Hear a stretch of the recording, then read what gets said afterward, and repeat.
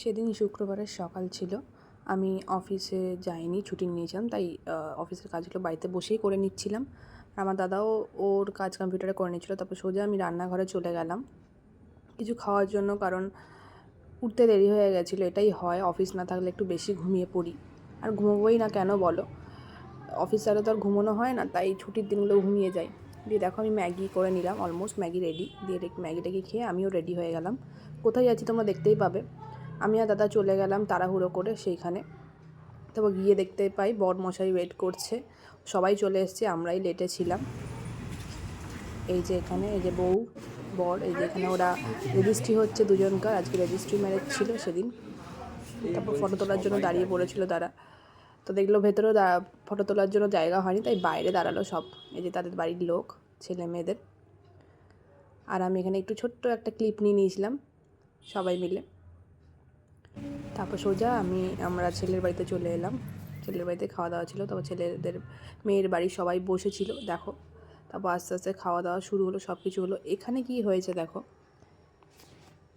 এখানে আমার দাদার জামাই আমার হাতে লিপস্টিক দিচ্ছে কিন্তু, হ্যাঁ কিচ্ছু কিন্তু ওঠেনি, ওগুলো কিন্তু চোখে দেখা যাচ্ছে, দেখতে পাচ্ছি। যাই অনেকটা তো উঠেছে, এবার একটু ছিল না, আমি অনেকটাতে যাবো কেন? Why compromise. আমি 0 থেকে এখনো অনেক আছে, এখনো 20% রয়েছে। এটা কি বোঝাচ্ছে না? মনে হচ্ছে সিঁদুর খেলে এসছে, ব্যাস পুরো জামাটাই ভিজে যাবে।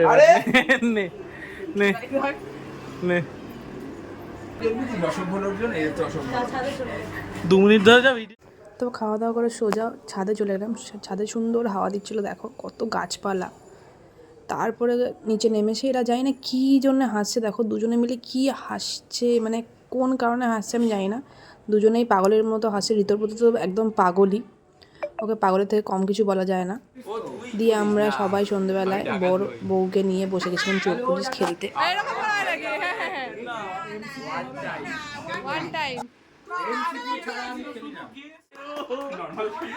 Happy birthday to you. এবারে একে অপরের পাতে মুতে দিবি সুন্দর করে। মোতার লাইসেন্স পেয়ে গেছে এবারে। কংগ্রাচুলেশন। হ্যাঁ জানি তো। আরে এগুলি আইসক্রিম নাকি গলে যাচ্ছে? ওদের সবার লোক কেক কাটতে গেছিল, ঠিক আছে, ওদের কাউকে ভেতরে ঢুকতে দেয়নি, ধরো সব বাইরে বসে আছে। ওটা ধরো না কেকটা ধরতে। ওটা দেখে খেয়ে নাও। ও কি আওয়াজ বের করছে। তারপর অরূপদার পূজাদি কেক এনেছিল, এরা কেক কাটিং করলো রাত্রেবেলায়। কেক কাটিংটা করে আমরা বেরিয়ে গেছিলাম। দেখো দুজনে কি সুন্দর লাগছে, দুজনকে।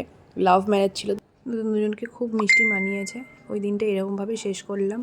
ভালো লাগলে লাইক, কমেন্ট, শেয়ার।